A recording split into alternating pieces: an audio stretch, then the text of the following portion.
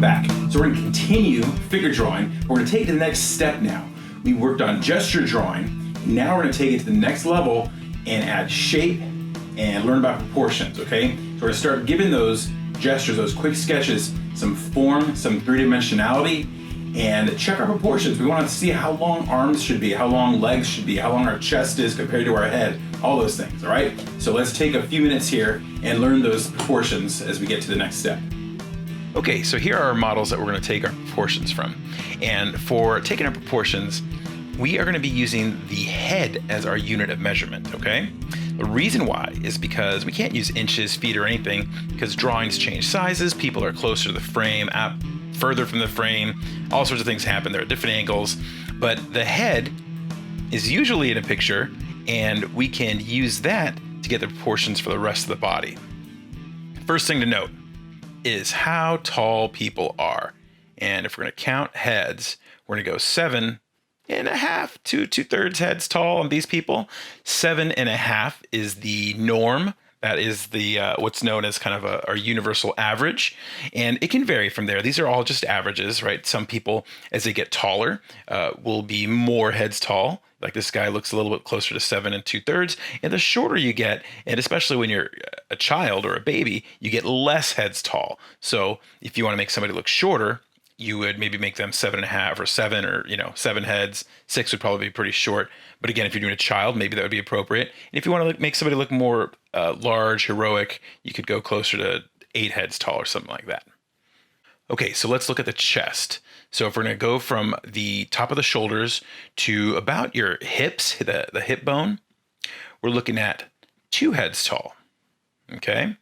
And then if we're going to go from about our hips, or hip bone, to the crotch, or the top of the inside of the leg, we're looking at about 2/3, maybe 3/4 tall, somewhere in there. Not quite a whole head tall, but somewhere in that 2/3, 3/4 zone. All right, let's look at our models here from the side, and let's take a look at their arms. So from the top of the shoulders to the elbow, and then from the elbow to the wrist.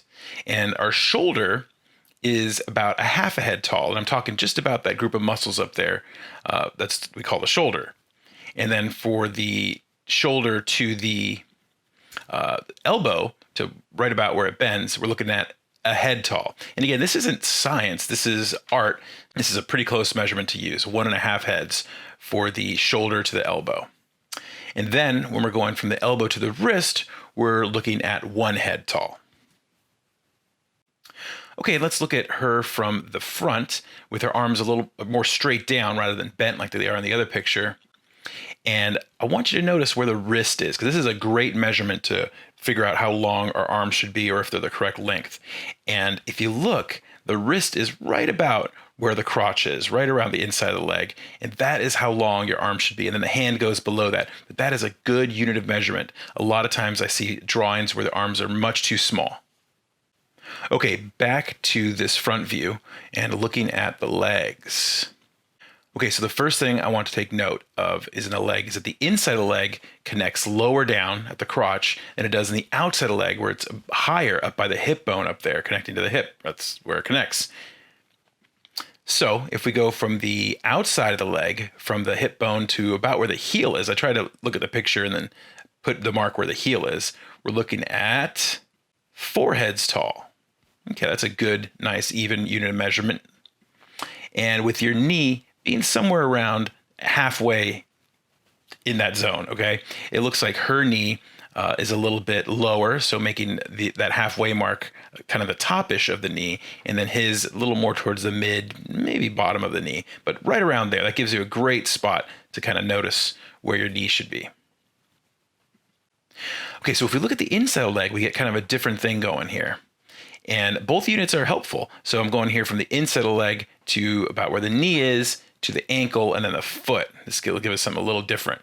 So we got 1, 2, and we got the knee right around that halfway of the 2 heads tall, and then 3. So we're looking at from the inside of the leg, we get 3 heads tall to the ankle. And then we get 1 more little chunk there for the foot, all right, below the ankle. Somewhere, between 1/3 and 1/2, we got the space for the foot.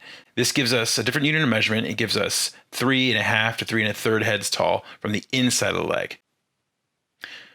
Okay, and one thing that's very important that I want to look at here, and this is one of the most important things I can teach somebody in drawing people, is where the halfway mark is on them. Okay, so if we look at the top of the head to the bottom of the heel, look at where the halfway mark is.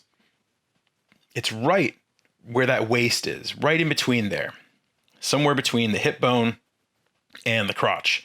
And that's going to make our legs just about half the length of our body, okay? And a lot of times I see drawings where the legs are way too small. So one of the first measurements we should check is in the outside of the leg, if it's about halfway, if it's about half the length. Now it's a little smaller, a little shorter than halfway, but that's a good measurement to go by, somewhere a little smaller than halfway, because most of the time I see a mistake where the legs are too short. Okay, so hopefully this helped you. Hopefully this got you some good proportions to help your figure drawing to make some good characters. All right, I'll see you guys on the next video where we can put all this stuff into practice.